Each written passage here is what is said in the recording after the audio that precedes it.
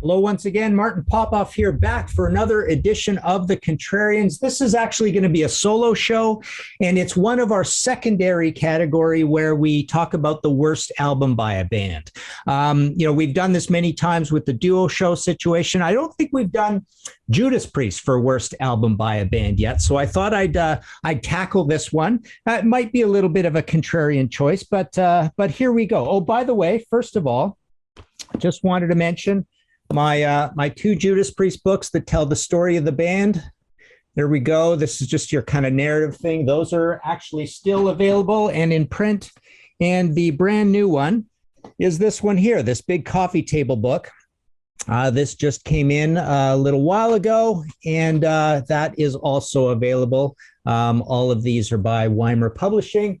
So yeah, my Judas Priest books, I had an older one that's long out of print, but that's kind of been redone in those ones there. So, okay, so in Worst Album Edition, we basically, I kind of go through the catalog a little bit and look at what's going on in the catalog, but focus on the album considered the worst album by a band. And for Judas Priest, band obviously I love. They're near and dear to my heart. I'd say their worst album is this one right here, Stained Glass. So mine is the Canadian copy that's got the typo up there. It says Stained Class, and actually on the back it says Stained Class too. Kind of stupid, but yeah, Stained Glass is definitely my least favorite Judas Priest album. Produced by Ian MacKaye of Fugazi, the Washington hardcore band. So it's kind of punk rock, and this is in the punk rock era. This is like February 10th, 78. So this is Judas Priest trying to be a punk rock band. So it's got this crazy looking cover that doesn't look particularly heavy metal or anything anymore. So it's definitely got kind of a raw production to it. I think everything's kind of more or less, one take on this album, recorded in Washington, which is kind of like the home of hardcore. I was definitely disappointed with this album. I just wanted to show you something here. So back in 1979, this was the print I used to make my own shirt in t-shirt class in high school.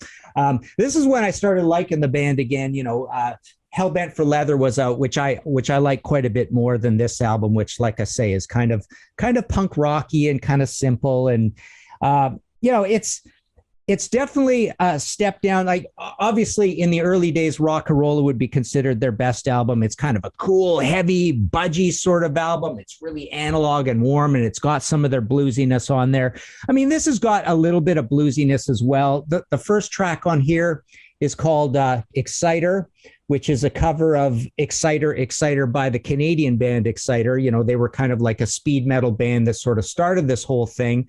And Judas Priest kind of copying them here and saying, hey, we can be a speed metal band as well. So it's a pretty heavy song on it. And it's got the drumming by Leon Spinks is, it's okay. I mean, I think he should have stuck to boxing. Sadly, we lost Leon Spinks February 5th, 2021, I believe.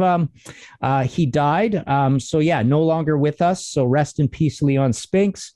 The drumming on here is kind of a little bit all over the place. Second track on here is White Heat Red Hot, cover of the Velvet Underground song. Another cover. So this album actually starts off with 3 covers. The second song, Better By You, Better Than Me, is a Who song. It was on Face Dances. They had a bit of a hit with it. But here's Judas Priest's version of it. Pete Townsend wrote it, but this is obviously before Face Dances. So they're like, I guess Pete Townsend was shopping around songs or whatever. But not a great song. Stained Glass is next. Then we've got Invader, again, kind of, that one is sort of like a slow blues, a little bit more of like a Savoy Brown, Groundhogs type thing. Saints in Hell's an interesting one with an interesting story. So during this time, with Priest trying to go a little bit punk rock, they started one of those kind of funny press feuds with this band here, the Saints.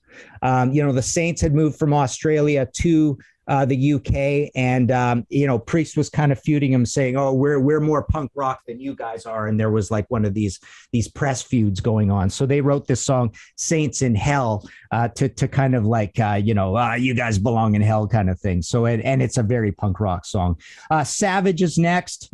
Beyond the Realms of Death is kind of like a poppy song, which is a little more towards what I like about Priest. I really like the kind of point of entry, not so much. Defenders is kind of a scary album, but Point of Entry, definitely Turbo. I like that poppy with the keyboards and the synth guitars where they're updating a little bit, getting away from this old bluesy sound that they have all over this Stained Glass album.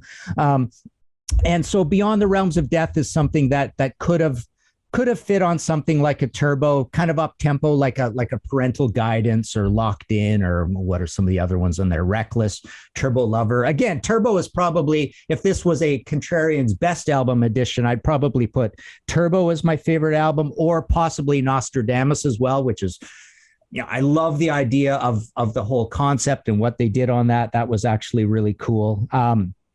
Possibly Jugulator as well. But yeah, back in this era, kind of like, a mix of punk rock and the blues does not go together well at all. They end it with Hero's End is the last tune on here. So yeah, kind of a weird record in their catalog. I think a lot of people do rate Stained Glass fairly highly, but I just don't want to hear Priest doing punk rock. And I thought the feud with the Saints was a little bit silly. So yeah, I mean, definitely, I'd put it quite near the bottom.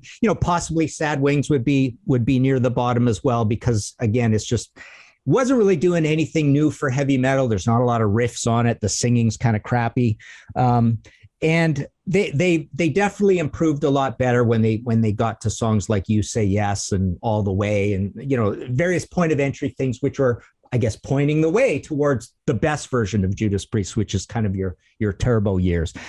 So yeah, there you go. Let us know in the comments below what you think of this album.